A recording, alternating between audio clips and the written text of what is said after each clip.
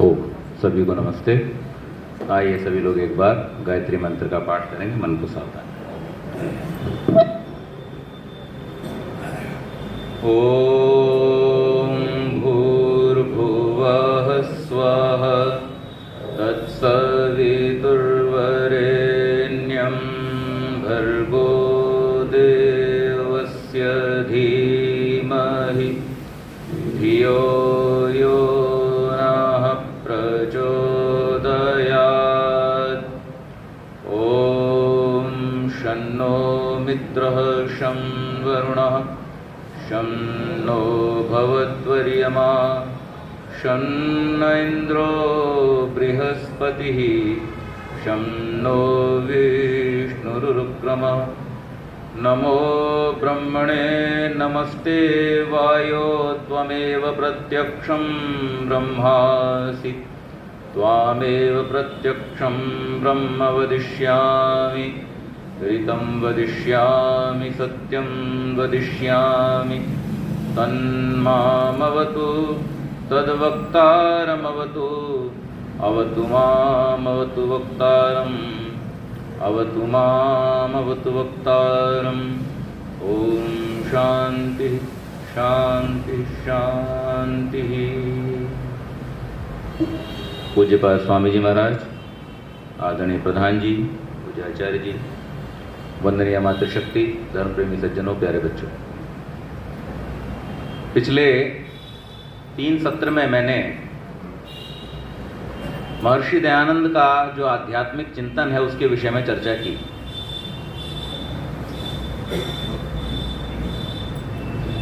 पिछली बार जहां पर बात को पूरा किया था कि ऋषि ये मानते हैं कि आध्यात्म ही हमारी संपूर्ण चेतना का अर्थ क्या है?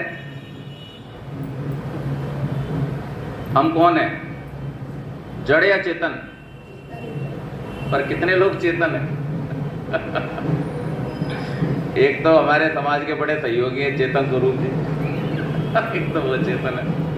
हम में से कितने लोग चेतन हैं? ये विचारणीय विषय है। ऋषि दयानंद इसके विषय में चर्चा करते हैं।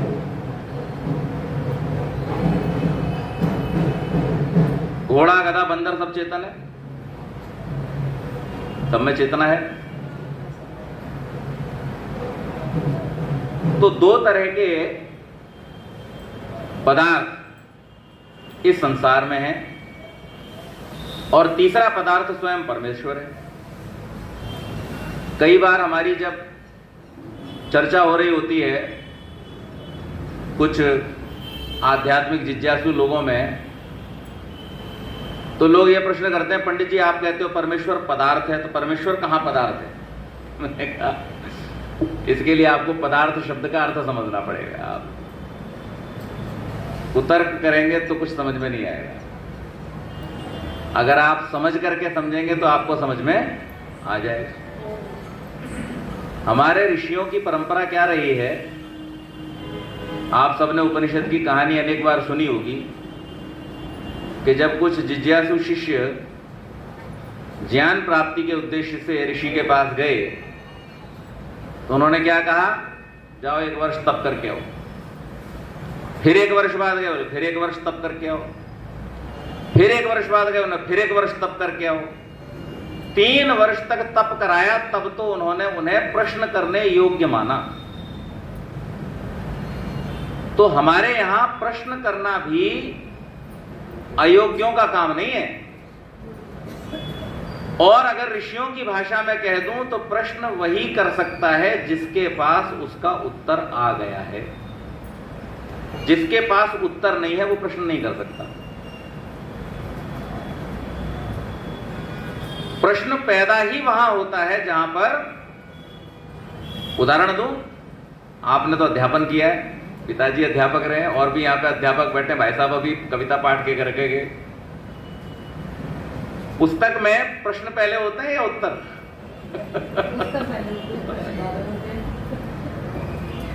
कोई पुस्तक मुझे ऐसी दिखाओ जिसमें प्रश्न उत्तर पर आधारित न हो।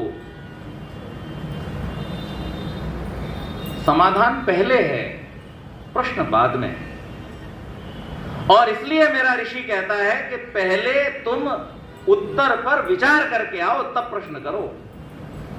क्योंकि अगर उत्तर पर विचार किए बिना तुमने प्रश्न किया तो वो प्रश्न मूर्खतापूर्ण हो जाएगा, कुतार्किक हो जाएगा। इसलिए उत्तर पर पहले विचार करके आओ। मुश्किलों के बीच ही सब मुश्किलों के हल मिले। डॉक्टर कुंवर बेचैन कहते हैं, मुश्किलों के बीच ही सब मुश्किलों के हल मिले। जैसे, उपमा देखना, जैसे टेढ़ी मेढ़ी शाखों पर रसीले फल मिले। मुश्किलों के बीच ही सब मुश्किलों के हल मिले, जैसे टेढ़ी मेढ़ी शाखों पर रसीले फल मिले। तो हम जब थोड़ा सा अपने अंदर जाते हैं, झांकते हैं, विचार करते हैं, चिंतन करते हैं, ऊहापोह करते हैं, तब हमारे अंदर से ही उन सब प्रश्नों के उत्तर हमें प्राप्त होते हैं। अब आप कहोगे, आप ये जो बात कह रहे हो इसकी गारंटी क्या है? आजकल सबको गारंटी वारंटी तो चाहिए कम से कम, तो वो भी है, इसकी गारंटी भी। इसकी गारंटी क्या है?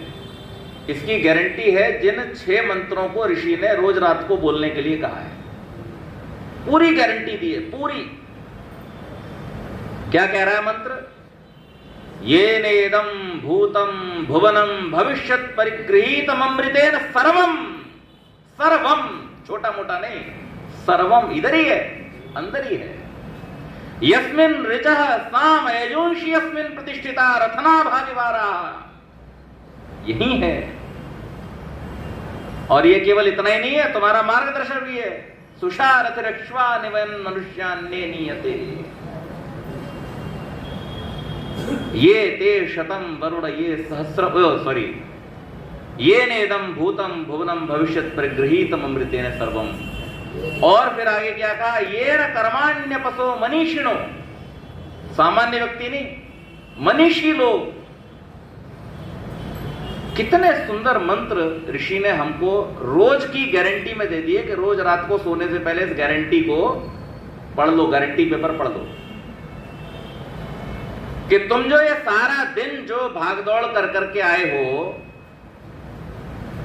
इस पूरी भागदौड़ में जितने भी झंझट और जितने भी प्रश्न, जितने भी प्रकार की चिंताएं, आशंकाएं तुम्हारे मन में आई हैं, उन सब का उत्तर बाहर कहीं है ही नहीं। इन सब का उत्तर तुम्हारे ही अंदर बैठा हुआ है, अंदर से ही मिलेगा।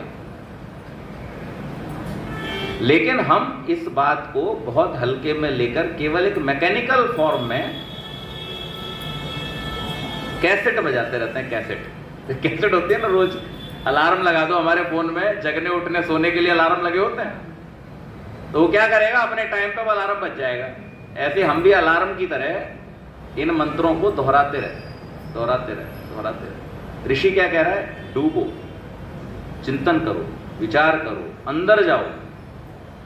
नीरज जी एक बहुत बढ़िया बात कहा करते। नीरज जी कहते थे, बात अब करते हैं कतरे भी समंदर की तरह, बात अब करते हैं कतरे भी समंदर की तरह, लोग ईमान बदलते हैं कैलेंडर की तरह। फिर आगे बात कही जो मैं कहना चाहता हूं कि बस वही लोग बचा सकते हैं इस कश्ती को, बस वही लोग, हर एक की अपनी अपनी कश्ती है। मंत्र पढ़ते हैं रोज, सुत्रामाणम पृथ्वीम द्यामनेहसम सुशर्माणम अदितिम सुप्रणीतिम दैवीम नावम, बस वही लोग बचा सकते हैं इस कश्ती को जिसमें हम सब सवार हैं, डूब सकते हैं जो मझधार में लंगर की तरह। जो डूबेगा नहीं वो कुछ पाएगा नहीं, जो अंदर चिंतन में डूबेगा नहीं, जो अपने मन के भावों को, विचारों को अपने कंट्रोल में, अपने वश में लाएगा नहीं, जो उनके साथ में बैठ करके विचारेगा नहीं, वो व्यक्ति कुछ पाएगा भी नहीं। क्योंकि परमात्मा ने आदि सृष्टि में किताबें नहीं दी थी। क्या दिया था? ज्ञान दिया था। कहां दिया था? ऋषि की भाषा पे आ जाओ, अग्नि, वायु, आदित्य, अंगिरा, जो पुण्यात्मा ऋषि थे उनके हृदय में वेद रूपी ज्ञान प्रकाशित, हृदय में प्रकाशित किया, किताब छाप के नहीं दी। अगर उन्हें भी किताब छाप के दी होती तो शायद ये ज्ञान यहां तक पहुंचता नहीं। ये ज्ञान हृदय में प्रकट होने वाला ज्ञान है, और ये प्रकट होता है, अब भी होता है, तब भी होता था। आवश्यकता किस बात की है? जो शर्त ऋषि ने रखी है, पुण्यात्मा पवित्र हृदय, जिसका हृदय पवित्र है, जो पुण्यात्मा है, जो राग द्वेष से रहित है, जो धर्म पर चलने वाला है, जो सत्य की अवधारणा करने वाला है, जिसने अहिंसा को अपने जीवन में अपना लिया है, जो किसी को अकारण कष्ट नहीं देता, जो किसी की संपत्ति पर दृष्टि नहीं डालता है, जो अपने जीवन के सब नियमों का यथावत पालन करता है और जो अपनी आवश्यकताओं को सीमित रखता है, ऐसा पवित्र हृदय व्यक्ति आज भी इस ज्ञान का साक्षात्कार कर सकता है। पर जो शर्त है वो तो आपको माननी पड़ेगी। मैं कलेक्टर बन जाऊं तो मैं इस शहर को अभी संभाल दूं। अरे भैया, तो यूपीएससी की परीक्षा तेरे लिए भी खुली थी ना, क्यों नहीं थी? तुझे क्या किसी ने रोक रखा था? मुझसे कई बार लोग कहते हैं हमने चुन चुन के ऐसे दुष्ट नेताओं को भेजा, तुम क्यों नहीं चले जाते चुन करके? जिन लोगों ने भावावेश में आकर के ये कोशिश की कि मैं बिना समाज के बीच में कुछ काम किए और इलेक्शन लड़ लूंगा केवल क्योंकि मैं तो अच्छा आदमी हूं, जमानतें जब्त हो गई उनकी। घर वालों ने भी पूरे वोट नहीं दिए, वहां पे भी इक्का दुक्का वोट जो है। ऐसा कहना बहुत आसान होता है, लेकिन कोई भी बिना तपे हुए किसी भी फल को प्राप्त नहीं कर सकता है। आज अगर किसी पेड़ पर लगे हुए फल आपको दिखाई दे रहे हैं तो आपके अंदर यह सामर्थ्य होना चाहिए विचार करने का कि इस फल देने वाले वृक्ष के इस अवस्था तक पहुंचने में न जाने कितनी बाल्टियों पानी लगा होगा, न जाने कितनी खाद लगी होगी, न जाने कितने लोगों ने इसकी सेवा की होगी, न जाने कितनी ऋतुओं को इस पेड़ ने झेला होगा, न जाने कितने झंझावात आए होंगे, कितनी आंधियां और तूफान आए होंगे, कितनी बार इसके फल खिलने से पहले ही, फूल खिलने से पहले ही झड़ गए होंगे, लेकिन फिर भी जो ये खड़ा रहा है ये इसका तप है, और जो इस पर लग रहा है वो उस तप का फल है। फल ऐसे ही नहीं आते। फलों को आने के लिए तप की आवश्यकता होती है, फलों को आने के लिए समय की आवश्यकता होती है, फलों को आने के लिए चिंतन और विचार की आवश्यकता होती है। जब कोई व्यक्ति ये चाहता है कि मेरी आध्यात्मिक उन्नति हो, तब ऋषि क्या उसको शर्त दे रहे हैं? वेद के मंत्र से शर्त निकाल करके देते हैं, विष्णोः कर्माणि पश्यत। भैया ऐसे ही मत चल पड़, विष्णोः कर्माणि पश्यत, उस परमात्मा के कार्यों को देख। क्या कहा आगे? यतो व्रतानि पश्पशे, जिसमें सब और व्रतों का पालन हो रहा है। कोई काम इस संसार में ऐसा नहीं है। लोग जब बड़ी आसानी से कह देते हैं भगवान तो जो चाहे सो करे, तब मेरा ऋषि कहता नहीं भैया, तुम तो जो चाहो सो कर सकते हो, भगवान जो चाहे सो वो तो स्वयं अपने नियमों में बंधा हुआ है। तुम नियमों का रोज उल्लंघन करते हो, तुम्हें इस बात की उसने स्वतंत्रता दी है, लेकिन स्वयं वो स्वतंत्र नहीं है। वो तो स्वयं अपने नियमों में पूरी तरह से बंधा हुआ है, वो अपने नियमों का उल्लंघन कभी करता। अगर तुम नियमों में चलने को बंधन मानते हो तो आज समाज में झगड़ा किस बात का है? आज बराबरी किस बात की चाहिए? समाज के अंदर जो उच्छृंखलता फैल रही है वो किस बात को लेकर के? सब बराबर होना चाहते हैं। बराबर होने का मतलब क्या है? हम किसी नियम को मानेंगे, यही तो बराबरी चाहिए। और क्या चाहिए? समाज में बराबरी आज किस रूप में चाहिए? हम किसी नियम को, किसी बंधन को, किसी परंपरा को, किसी रीति को, किसी रिवाज को मानेंगे नहीं। कल कोई मूर्ख व्यक्ति, क्योंकि मैंने जो शेर पढ़ा ना उसमें पहला वाला शेर भी बड़ा महत्वपूर्ण है, बात अब करते हैं कतरे भी समंदर की तरह। वो सोशल मीडिया पर कह रहा है कि पूरे चारों वेदों में शिव नाम का कोई शब्द नहीं है। हमने अब इस मूर्ख को पढ़ो, पूछो इसने वेद देखा भी है कभी? अगर वेद में शिव शब्द नहीं है तो तू लाया कहां से शिव शब्द? अब इससे ये पूछो, तू कहां से लाया? तूने बनाया शब्द? अगर वेद में शिव शब्द नहीं है, अच्छा मूर्खता का स्तर पता है कहां तक है लोगों का? आप सोचो कि पहले पाणिनि ने व्याकरण बनाई, फिर उसके आधार पर ऋषियों ने वेद लिखे। आप कहां तक कंट्रोल करोगे? इसके कंट्रोल करने का एक ही तरीका है कि आप अपने बच्चों को वेद पढ़ाओ, स्वयं वेद पढ़ो। और जब ऋषि दयानंद आर्य समाज के सार्वभौम सिद्धांतों में यह बात कह रहे थे आज से 150 साल पहले, क्या कह रहे थे? परम धर्म बतलाया था। क्यों बतलाया था? न पढ़ने के कारण आज आपके सामने बैठा कोई भी व्यक्ति कुछ भी बोल के चला जाएगा और आप उसका उत्तर आप मान लेंगे, आपके बच्चे मान लेंगे इस बात कि ये जो कह रहा ठीक कह रहा। भाई यूट्यूबर है, आज तो यूट्यूब योद्धाओं का जमाना है। आर्य समाज के भी सम्मेलनों में यूट्यूब योद्धा ही पधार रहे हैं सब जगह। जिसके यूट्यूब के ऊपर 8-10 लाख देखने वाले हैं वो सबसे बड़ा विद्वान है। मैंने इनको नाम दिया यूट्यूब योद्धा। ये जितनी लड़ाई लड़ते हैं सब यूट्यूब पे लड़ते हैं। किया इन्होंने धेले भर का काम नहीं।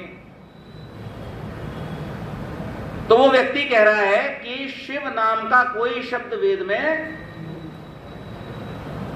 उससे कुछ दिन पहले एक प्रोफेसर है संस्कृत का। अब संस्कृत का प्रोफेसर जब कोई बात कहेगा तो सारे लोग उसकी बात को सुनेंगे, मानेंगे। वो क्या कह रहा है? देखिए, वेदों में कहीं पर भी और हमारे किसी भी प्राचीन ग्रंथ में कहीं पर भी ऐसा नहीं लिखा हुआ है कि पृथ्वी गोल है। और ऋषि दयानंद ने जो ये बात लिखी है अपने ग्रंथों में, बाकायदा नाम लिया उसने, ऋषि दयानंद ने जो ये बात लिखी है अपने ग्रंथों में, उसमें जिन मंत्रों को वो उद्धृत कर रहे हैं उसमें अर्थ में ऐसा कहीं नहीं है, उन्होंने अपनी तरफ से डाला है। अब ये बात वो क्यों कह रहा है? वो तो संस्कृत का प्रोफेसर है। वो इसलिए कह रहा है क्योंकि वो कतरा है और समंदर से टक्कर ले रहा है। उसे पता ही नहीं है कि तू कहां से बोल रहा है। रजनीश ओशो एक बहुत बढ़िया बात कहा करते थे। वो ये कहा करते थे कि सामान्य व्यक्ति के ज्ञान में और ऋषि के ज्ञान में क्या फर्क होता है। तो वो कहते हैं कि सामान्य व्यक्ति का ज्ञान ऐसे होता है जैसे हम दीपक जला लेते हैं।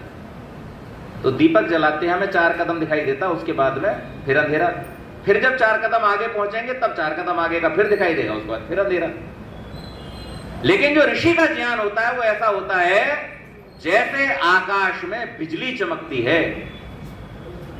घटाटोप अंधकार, पूरी रात गरजते हुए बादलों और पानी के बीच में भी जब बिजली पहुंचती है तो सब और ऐसा ही प्रकाश हो जाता है जैसे सूर्य के उगने पर।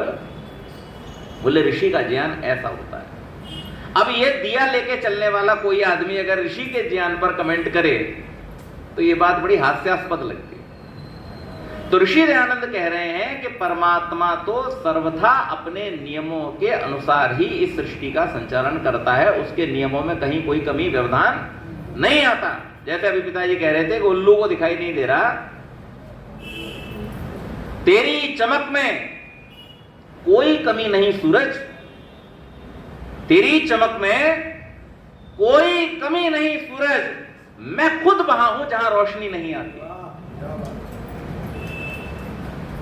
तो परमात्मा ने तो सर्वथा सब समय सब काल में, ऋषि दयानंद से जब प्रश्न किया गया है कि ये ज्ञान कैसा है, तो वो कहते हैं परमात्मा का ज्ञान भी नित्य है, सब समय में वर्तमान है, वो घटता और बढ़ता नहीं है। परमात्मा के ज्ञान को प्राप्त करने के लिए हमें परमात्मा के पास बैठना, तो अध्यापक से भी अगर हमें ज्ञान प्राप्त करना है, सांसारिक अध्यापक से, तो हमें सांसारिक अध्यापक के भी पास में जाना पड़ता है। बिना जाए तो हम ज्ञान प्राप्त नहीं कर सकते। और केवल मात्र इतना ही नहीं है कि हम अध्यापक के पास चले गए तो हमको ज्ञान प्राप्त हो जाता है, नहीं। जब अध्यापक हमको ज्ञान देता है तो उसका अभ्यास हमें करना पड़ता है। अध्यापक उसका अभ्यास नहीं करता, उसका अभ्यास कौन करेगा? जिसको उस ज्ञान को आत्मसात करना है, जिसे उस विद्या को प्राप्त करना है उसी को उसका अभ्यास करना पड़ता है। इसी प्रकार से परमात्मा के पास कब कब बैठना चाहिए? ऋषि कह रहे हैं प्रतिदिन बैठना चाहिए और उसी की उपासना करनी, परमात्मा की ही उपासना करनी योग्य है, क्योंकि परमात्मा से आपको निर्भ्रांत ज्ञान प्राप्त होगा। ऋषियों का ज्ञान कैसा है? निर्भ्रांत है। दो प्रकार के ज्ञान होते हैं, एक होता है जिसमें भ्रांति की संभावना है और एक होता है निर्भ्रांत। ऋषियों का ज्ञान जो है वो निर्भ्रांत ज्ञान है, उसमें किसी प्रकार की कोई शंका की अवस्था नहीं है, उसमें कोई शंका नहीं है, शंका रहित वो ज्ञान है। इसलिए परमात्मा की उपासना जो व्यक्ति करता है उसको भी निर्भ्रांत ज्ञान की प्राप्ति होती है। लेकिन वो प्राप्त तभी होगा जब हम नियमों में चलेंगे। ऋषियों ने अनुभूत करके जिन नियमों को हमें बताया है, मैंने पिछली बार जिनकी संक्षेप में चर्चा की थी कि उन 28 चीजों को, उन 28 तत्वों को, उन 28 उपकरणों को जब हम अपने वश में लाएंगे अपने अभ्यास के द्वारा, तब परमात्मा का सानिध्य हमको प्राप्त होगा। और परमात्मा के सानिध्य में आपको आनंद की प्राप्ति होती है। कितना आनंद मिलता है? इतना आनंद मिलता है कि फिर बड़ी से बड़ी मुसीबत भी आपको कैसी लगती है? पर्वत के समान कष्ट भी आपको, इसका मजा कभी लेके देखो। ये तो शब्द याद है, हमने लिया है इसका मजा। पर्वत के समान कष्ट भी आपको कैसा लगने लगता है? राई जैसा लगने लगता है जब आप परमात्मा को अपना बंधु बना लेते हैं, सखा बना लेते हैं, पिता बना लेते हैं, माता बना लेते हैं। तो ऋषि दयानंद जब ये कहते हैं कि प्रत्येक व्यक्ति को, प्रत्येक माता पिता को ये चाहिए, आपने अगर सत्यार्थ प्रकाश का दूसरा और तीसरा समुल्लास पढ़ा हो, जो शिक्षा के विषय पर है, विद्या के विषय पर, पठन पाठन के अध्ययन अध्यापन के विषय पर है, ऋषि दयानंद वहां पर क्या कह रहे हैं कि सबसे पहले माता पिता बच्चों को क्या सिखाएं, क्या बनाएं? तो ऋषि कहता है कि सबसे पहले माता पिता अपने बच्चों को ईश्वर भक्त बनाएं, बाकी सब चीजें बाद में चलेंगी, बाकी सब कुछ बाद में चलेगा। लेकिन सबसे पहली शर्त क्या है? अगर किसी को अच्छा व्यक्ति बनाना है तो उसके लिए उसका ईश्वर भक्त होना। जिसका भी विश्वास ईश्वर में पूरा नहीं होगा वो छोटे से प्रलोभन में ही इधर उधर भाग जाएगा। लेकिन जिसका ईश्वर में विश्वास दृढ़ होगा, उसके सामने जब करोड़ों की संपत्ति का प्रलोभन होगा तब भी वो क्या बोलेगा? सज्जन सिंह महाराज, तुम्हारी इस राज से तो मैं 3 दौड़ में बाहर निकल जाऊंगा, लेकिन उस त्रिलोकी परमात्मा के राज्य से बाहर मैं कहां जाऊंगा? नहीं जा सकता। इसलिए तुम्हारी क्यों मानूं, मैं उसकी मानूं। जब भय दिखाया जाता है, पहलवान छोड़े जाते हैं, तलवारें उठाई जाती हैं, विष दिया जाता है, उन सब परिस्थितियों में भी वो विश्वास कभी हटता।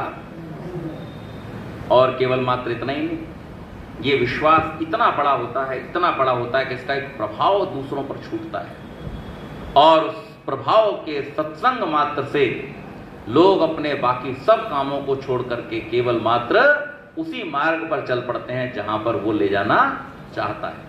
कि कितने उदाहरण आपके सामने हैं। स्वामी श्रद्धानंद का एक बार ही मिलना हुआ था, दोबारा कभी मिलना उन्हें नसीब हुआ नहीं। लेख राम जी भी एक ही बार मिले थे स्वामी जी से, सिर्फ एक बार। और उस एक बार के सत्संग का यह परिणाम था कि उसने छुरे खा लिए, जीवन गंवा दिया, बेटा चला गया देखते देखते, लेकिन उस काम को नहीं छोड़ा जो अपने कंधे पर। यह परिणाम होता है, यह तेज होता है जो आलोकित होता है, केवल आप में नहीं। जैसे दिया स्वयं प्रकाशित तो होता ही है, लेकिन दूसरों को भी। इसी प्रकार से जब कोई व्यक्ति अपने जीवन में परमात्मा की भक्ति में पूरी तरह से तत्पर होता है, परमात्मा पर जब पूर्ण रूप से कोई विश्वास करता है, तो उसके जीवन को देख करके बहुत सारे लोग जीवन अपना आलोकित कर लेते हैं।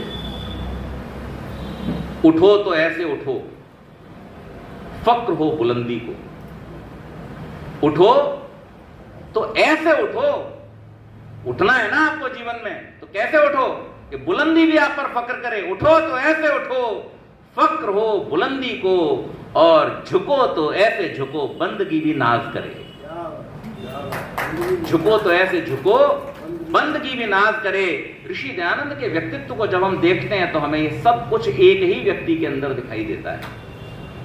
जहां पर सिद्धांत की बात आई, वो व्यक्ति इतना अडिग था, इतना दृढ़ था जैसे कोई पर्वत सामने खड़ा हो, और जहां पर विनम्रता की बात आई, वो व्यक्ति इतना विनम्र था कि उसने एक छोटे से बच्चे में भी परमात्मा का दर्शन। ये ऋषि दयानंद का व्यक्तित्व है। और ये ऋषि दयानंद का व्यक्तित्व इसलिए है क्योंकि वो पूर्ण आध्यात्मिक है। एक पुस्तक है बहुत सुंदर, आपने अगर कभी देखी हो, पढ़ी हो, जिसका नाम है भावुक भक्त दयानंद। उसमें ऋषि दयानंद के आध्यात्मिक जो पहलू हैं, आप में से कितने लोग हैं जिन्होंने आर्यावी विनय पढ़ी है? पढ़ी है? गोकर्णानिधि कितने लोगों ने पढ़ी है? गोकर्णानिधि काफी लोग। उसमें अगर आपने ध्यान दिया हो, जो ऋषि दयानंद प्रार्थनाएं कर रहे हैं, वो कैसी प्रार्थनाएं जिनको यदा कदा आर्य समाज के मंचों से भी जिनको क्रिटिसाइज किया जाता है, जैसी प्रार्थनाओं को। ऋषि दयानंद की प्रार्थनाओं को तो खैर आर्य समाज के मंत्र से कोई क्रिटिसाइज नहीं करता, लेकिन चूंकि ऋषि को उन्होंने पढ़ा नहीं है, पूरी तरह से जाना नहीं है, तो ऐसे ही जो और संत हुए हैं प्राचीन में और उन्होंने जो प्रार्थनाएं की उनको हम क्रिटिसाइज करने लगते हैं। परसों मेरी एक सज्जन से चर्चा हो रही थी, वो भी प्रोफेसर है, अमेरिका में रहते हैं। मेरी उनसे व्हाट्सएप पर चर्चा हो रही थी, वीडियो पर, और उनका ये चिंतन था, विचार था, और उस विचार को कंफर्म करने के लिए उन्होंने मुझे फोन किया वहां से कि नागेश जी, मैं इसको पब्लिश करने जा रहा हूं, आपसे विचार विमर्श करना चाहता हूं क्योंकि आपका चिंतन इस दिशा में गहरा है। तो मुझसे वो पूछते हैं कि अगर मैं ये लिख रहा हूं गोस्वामी तुलसीदास जी की बात पर, ईश्वर अंश जीव अविनाशी, चेतन अमल सहज सुख राशि, तो आपका इस विषय में क्या विचार है? मैंने बिल्कुल परफेक्ट बात कही है। गोस्वामी जी ने जो बात कही है उसमें कहीं किसी प्रकार का लेश मात्र भी संशय करने की जरूरत नहीं है, एकदम परफेक्ट बात है। बोलते कैसे? इसमें तो ईश्वर अंश है। मैंने आगे का नहीं पढ़ोगे, क्या कह रहे हैं वो? ईश्वर अंश जीव अविनाशी, कितनी क्वालिटी बताई है? चेतन अमल सहज सुख राशि। क्या कहा है? ऋषियों ने आत्मा के लक्षणों में क्या बतलाया? इच्छा, द्वेष, प्रयत्न, सुख, दुख, ज्ञान बताया। कुछ गलत बात कह रहे हैं? ऋषियों की बात कह रहे हैं। जैसे परमात्मा चेतन है, जीव भी। पुत्र पिता का अंश होता है? होता है नहीं होता? कौन नहीं मानता इस बात? पुत्र को, संतान को पिता का, माता का क्या कहा जाता है? अंश कहा जाता है। और जीव क्या है? परमात्मा की क्या है? संतान है कि नहीं है? इसमें कोई डाउट है? सनो बंधुर जनिता है। त्वम हिना पिता वसु त्वम माता शतक कृतो बभूवित। कितने मंत्र हैं वेद के?